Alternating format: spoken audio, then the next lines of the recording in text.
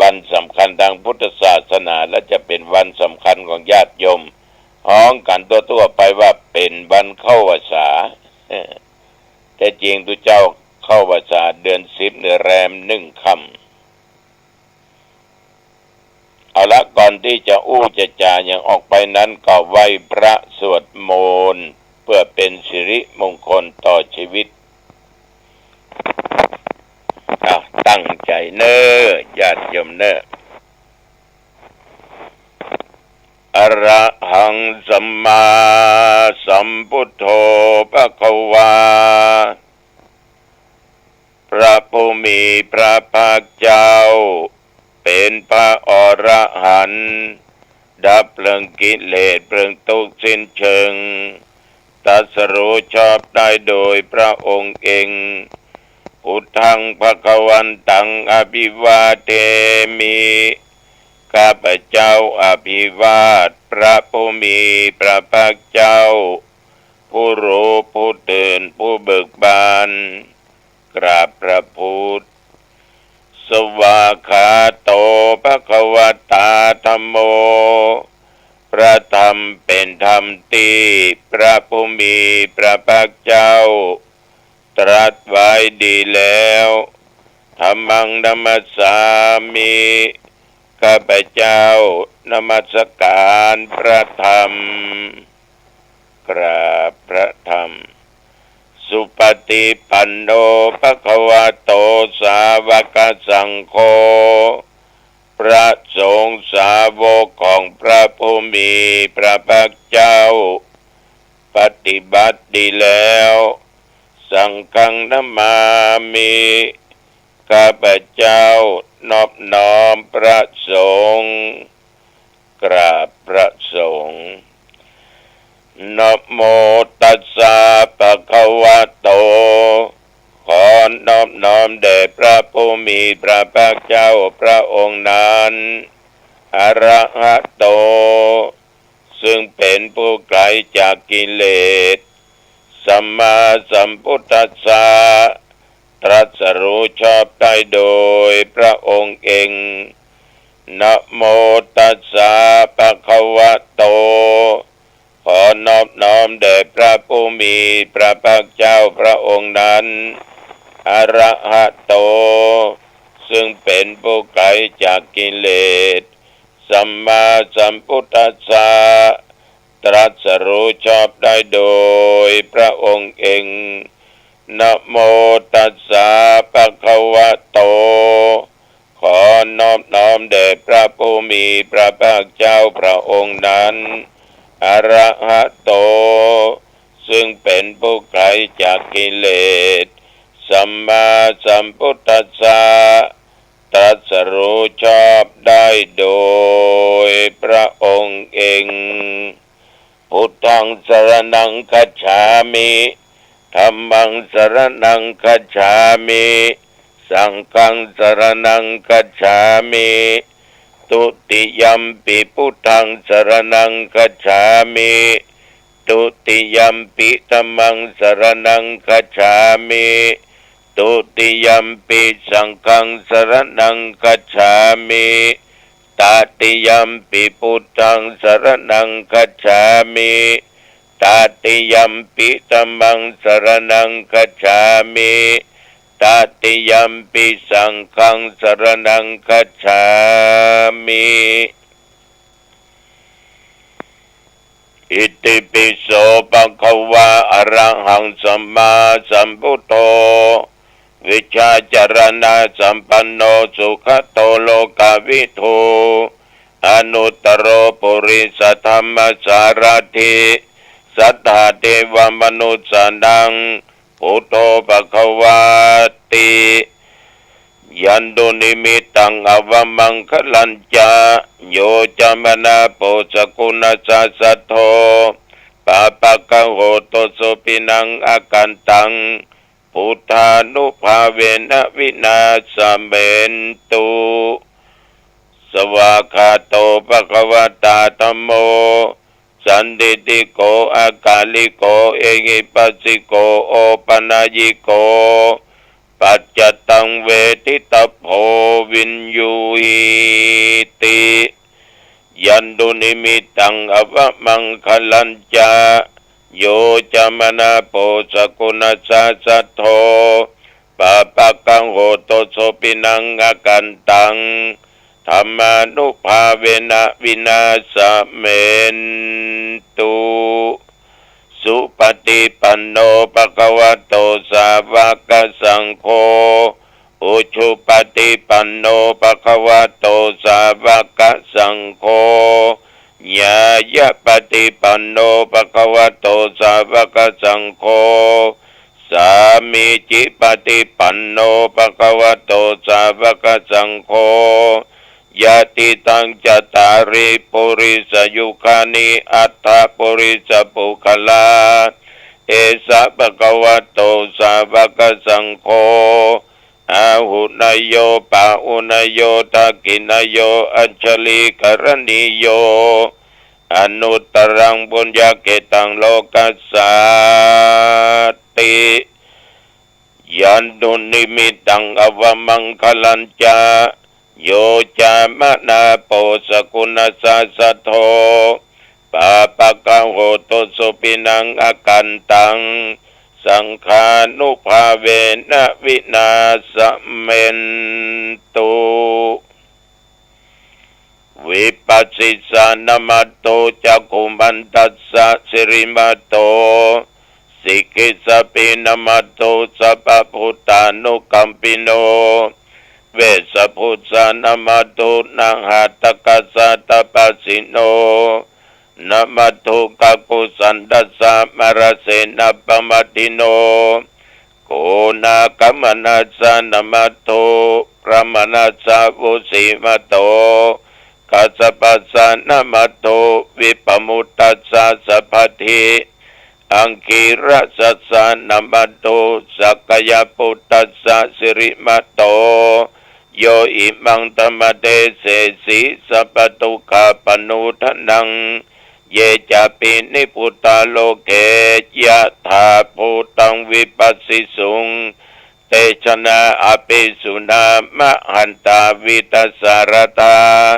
หิตังเทวมนุสสานังยังนมัสสันติโคตมังวิชาจรณะสัมปันนังมะหันตังวิตัสสารตังวิชาจรณะสัมปันนังพุทธังวันธามะโคตมันติ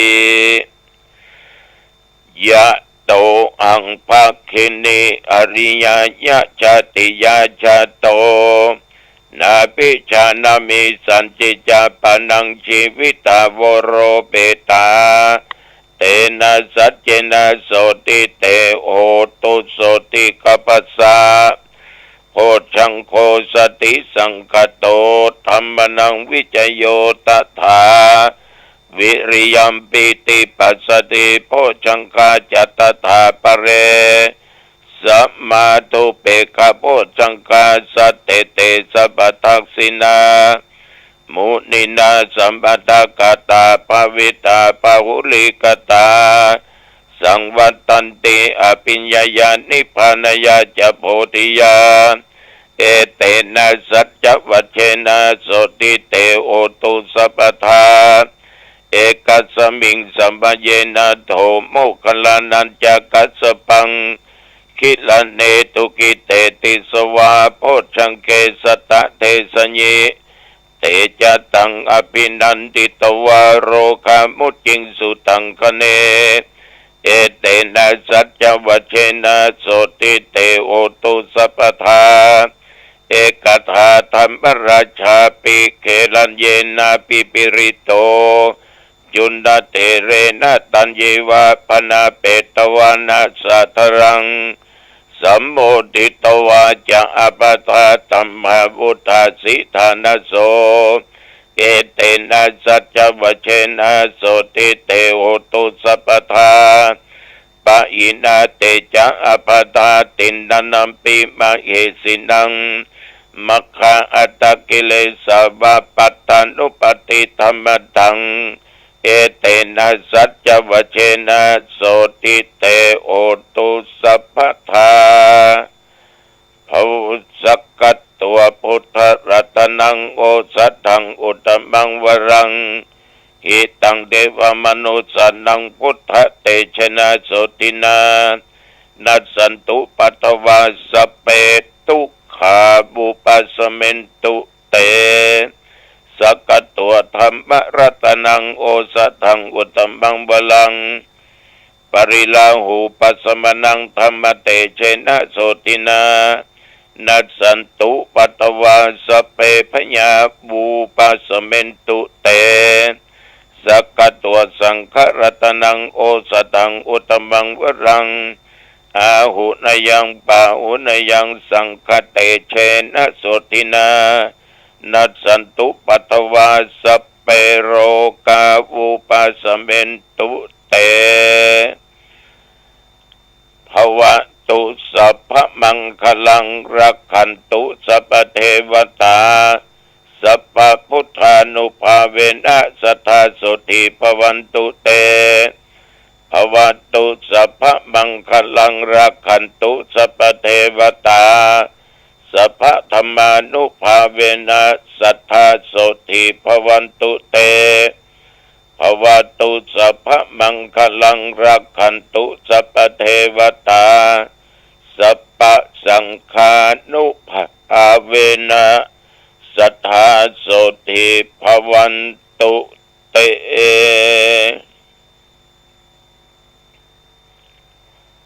โดยบทพุทธานุภาพธรรมานุภาพสังฆานุภาพบทสาธยายมนต์อันศักดิ์สิทธิ์จิตอันตั้งมั่นเป็นสมาธิอัตมภาพพระครูอาทรวิสุทธิคุณขออำนวยอวยพรแก่ศรัทธาเท่าแก่ดวงกรรมจายิงทุกท่านทุกคนจงอยู่เย็นเป็นสุขมีความสุขกายสบายใจอยู่ปราศจากโรคาภัยเปียทิทั้งหลายอย่าได้มาใกล้มากายที่เจ็บเป็นอยู่ก็ดีบอกว่าโรคาเปียทิหนักและเบาในกายนอกกายของขับหายเป็นปกติดีชีวิตของญาติโยมเดินทางเหนือใต้ตรงออกไกลใกล้ขอแคล้วคลาดจากภัยวิบัติทั้งหลายปราศจากศัตรูเดินทางด้วยความปลอดภัยและมีชัยชนะกลับมาชีวิตอยู่นั้นมีความสุขความเจริญ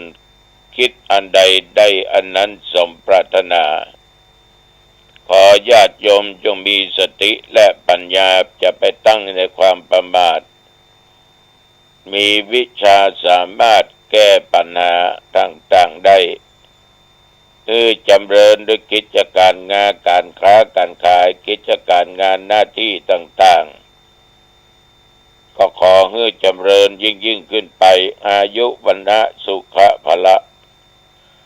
บอนอันล้ำเลิศอันประเสริฐเหล่านี้จงบังเกิดมีแก่ศรัทธาอันเป็นที่ฮักของทุกเจ้าจุผู้จุคน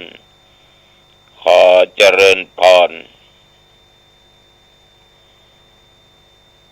กรมอุตุได้ประกาศบอกตักเตือนบางที่บางแห่งบางหนก็ยังมีฝนหล่นตกลงมาอยู่แต่ตะวันนี้วัดหนองตองใกล้เคียงไม่มีรายงานฝนตกแม้แต่หยดเดียวนับตั้งแต่เจ้ามาจนถึงปัจจุบันนี้ญาติโยมท่านผู้ฟังทั้งหลายกินข้าวน้ำก็ง่ายเป็นที่เรียบร้อยก็ยังได้มีเด็กน้อยนำเทียนมาถวายคือศูนย์เด็กเล็กพร้อมคณะครูอาจารย์ต่อจากนั้นก็อยู่วัดอยู่ว่าฉันอาหารมื้อเพลเรียบร้อยตะวันนี้ก็มีคณะโรงพยาบาลส่งเสริมสุขภาพบกครบ นำลำเทียนมาถวายตกค่ำตกเย็นก็มีศรัทธาเหนือวัดหนองตองแห่ต้นเทียนมาถวายอาบน้ำอาบท่าเรียบร้อยก็พักผ่อนจนตราบเท่าเวลาประเดี๋ยวนี้วันคืนผ่านไปความแก่ความชราก็ปิดบังแต่ความตายนั้นรออยู่ข้างหน้าถ้าอยู่ข้างหน้านอกจากเสียว่าเอาจะไปถึงเวลาไหนเวลาใดศรัทธาสาธุชนชีวิตนี้มันมีที่จุดหมายปลายทางฉะนั้นเมื่อเป็นชะนี้แล้วอย่าได้ประมาทอย่าได้ลาสาคือพากันรีบขนขวายหาความดีหาบุญหากุศลวันนี้เป็นวันโกนดังที่กล่าวไว้ข้างหลังเป็นวันตกแต่งดาสะปะสะเปดดอกว่ามีก็เสาะหามาเสาะว่าได้ก็ซื้อ ดอกไม้และธูปเทียนเอาไปบูชาวันพรุ่งนี้เป็นอามิสบูชาด้วยอามิสและสิ่งของเป็นประเพณีวัฒนธรรมอันดีงามถึงวันนี้มาทุกคนนั้นต่างก็กุลีกุจอเพราะตั้งใจไว้ว่าเข้าพรรษาปีนี้จะไปวัดจะไปทำบุญตักบาตรจะไปฟังเทศน์ฟังธรรมจะไปสวดจะไปเจริญสมาธิภาวนาวันนี้ญาติโยมจึงตกแต่งดาครัวกินครัวตาลคนที่เปิ้นสนใจเปิ้นก็เตรียมพร้อมที่ประสนใจก็เป็นอย่างกาดถึงมี นั่นก็สุดแล้วแต่มันสบายเนาะยุคปัจจุบันสวยดอกเปิ้นก็ขายดอกเปิ้นก็ขายอาหารกล่องก็เปเลอะขนมเป็นกล่องก็เยอะแยะผลไม้แช่ตู้เย็นก็ยังมีก็นึกไปนึกมานะโยมนะประเพณีอันดีงามนะวัฒนธรรมต่างๆหายไปนักแก่แต่ก่อนและวันนี้มากินข้าวงายเสียงคกมองออกละ ตำข้าวแป้งกันตำบางคนก็เอาข้าวมาตำบางคนก็ข้าวเหนียวธรรมดาสีขาวมาตำแล้วแป้งขนมปาดขนมบงเอาแป้งขนมเตียนขนมจอกขนมอั่วแป้งนั้นแป้งนี้ตกตองตากแดดฉีกตองไว้เป็นแผ่นญาติโยมทั้งหลายเรียบร้อยแล้วก็เอาละแป้งขนมเปียกก็มีห่อขนมจอกหรือขนมเตียนบางด้านบางคนก็แป้งขนมปาดบางคนนั้นแป้งข้าวต้มอั่วข้าวต้มถั่วข้าวต้มงาข้าวต้มถั่วข้าวต้มกล้วยข้าวต้มกะทิท่านทั้งหลายจะเตรียมกันพร้อมของกินของว่าพร้อมเนี่ยสมัยก่อนเนี่ยเนาะแมลงมาวันนี้ไปหาผีบ้านผีจองละ นั่นก็ประเพณีอันหนึ่งที่ปฏิบัติกันมาไปหาผีบ้านผีจองอย่างหนองตองนี่ก็ไปศาลหลวงพ่อมโนนะไปศาลหลวงพ่อมโนกันผู้ก็มาวัดมาว่ากันฉะนั้นสิ่งเหล่านี้บางอย่างนั้นมันก็ไปตามยุคตามกาลตามเวลาเพราะญาติโยมมันไม่ใช่ว่างเหมือนสมัยก่อนเพราะการงานมันรัดตัวบ่ออกไปก็ไม่ได้กินไม่ได้ใจบางคนบอกว่าถ้าที่ทำได้ตาลตุก็ถูกเขาเหมือนกัน ฉะนั้นชีวิตนี้ต้องดิ้นรนใน การดิ้นรนนั้นญาติโยมท่านผู้ฟังทั้งหลายคือระมัดระวังเพราะคนเฮานี้มนุษย์เฮานี้มันมีจิตมีใจแตกต่างกันไปแต่ของเฮาจะไปเป็นอย่างเพิ่นถ้าหากว่ามีความโกรธดูถูกดูแคลนพ่อแม่ผู้มีพระคุณมีจิตใจขี้อิจฉาริษยาเป็นคนขี้จิขี้ตนีขี้เหนียวมีมายาสาไถต่างๆมักอู้มักอวดอู้จาบาถูกเป็นคนอู้เท็จหลอกลวงจิตใจมีความปรารถนาสิ่งลามกบางคนหันผิดเป็นชอบหันว่าบุญว่ามีบาปว่ามีนรกสวรรค์ว่ามีญาติโยมทั้งหลายสิ่งเหล่านี้ถ้ามีในจิตใจของบุคคลไหนบุคคลใดจะมีแต่ความเศร้าหมองเป็นหน้าหมองต้องซ่องเนาะอย่าเขาจังว่ากันนะแต่ ประการสำคัญความโกรธนี่ญาติโยมทั้งหลายต้องระมัดระวังอย่างวันนี้เป็นบรรดาพวกนี้จะไปวัดได้ว่าบางครั้งประสบอารมณ์ได้ทางตาบางครั้งประสบอารมณ์ได้ทางหูตาได้ไปหูไปหันอย่างบ่หูได้ยินได้ฟังเสียงอันนั้นเสียงอันนี้เปิ้นเล่าขวัญกันกาเปิ้นจากันได้อย่างนั้นอย่างนี้เปิ้นติศีลนินทาเฮากายันโหดเกลียดญาติโยมไผจะว่าจะใดก็จ้างไปเถอะจะไปโคตรจะไปเกลียดจะไปโต้จะไปตอบยิ้มเมียนะจะไปโคตรจะไปเกลียดไปยิ้มเมียมันบ่ถูกตาก็ไม่ต้องไปว่าอย่างอื่นมันบ่ถูกใจก็ไม่ต้องไปว่าอย่างอื่นมันได้ยินแล้วเปิงอกเปิงใจก็จังมันอย่างวันพูกเนี่ยตาได้แล้วเนี่ย ว่าได้ไหนไปวัดจะอู้ก็เรื่องตุเรื่องพระนะบางคนนี่ขนาดไหว้พระได้นะใจยังกึดสอดดันไปทางอื่นอยู่กำลังอรังหังสัมมาสัมพุทโธภความึงหูก็เอตัวเจ้าตัวนั้นเจิมแล้วหรอกมึงหูก็ไอ้นั่นกูชวนมันมาเมื่อถึงมาวัดขนาดไหว้พระนะสวดอยู่แต่นะใจยังปุ่งไปอันนั้นปุ่งไปอันนี้โยมทั้งหลายบางคนเป็นย้อนว่าโคตรถ้ามาสอนนะหูหมดละหูมาว่าตกปัดเสียงอ่ะนั่งโอ้อวดอยู่นะยิงยัดโสอยู่เอาเข้าดูถูกคนนั้นดูถูกคนนี้ลบหลู่พระพุทธพระธรรมพระสงฆ์ลบหลู่ในศาสนคำสอนของพระพุทธเจ้าคนเหล่านี้อยู่ที่ไหนว่าเป็นสุขญาติโยม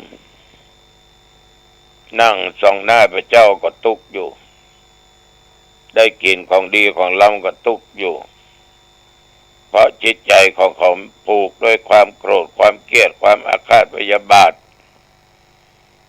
แล้วก็อู้จาประอยู่ตำล่องตำร้อยอู้คิจุคิดไล่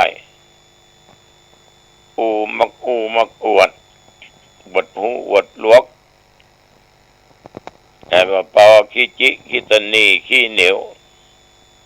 ยากพ่องที่มันจะควักของมันแล้วก็หันเปิ้นกินเปิ้นตานก็เกิดความวิชาขึ้นอวดล่ำอวดลอยเหมือนชิบหายนี่ท่านทั้งหลายมีทุกคนนอนนี่มีอาตมาไปเทศเจอหลายที่เขาได้นั่งบนบ้านจกสตางค์ใส่ร้อยได้ยินกับหูได้ดูกับตาแต่เอา เปิ้นมีเปิ้นใจเป็นปันก็ได้เอามันตุกยากเอามี5 บาท อิจฉาเปิ้นว่าเปิ้นคอยโยนเปิ้นตัวมันนิตนี่ขี้เหนียวแต่ว่าทุเจ้าอู้อย่างอิ่มจะหวังลาภสักการะคือทำอย่างเกิดจากศรัทธาเกิดจากความเชื่อถ้าจะน้อยจะมากนั้นไม่สำคัญแล้วแต่เจตนาแล้วแต่ศรัทธาเพราะเรื่องเหล่านี้เอาบังคับให้ไปได้ระวังเน้อสิ่งที่เป็นมละเป็นมุทินแปด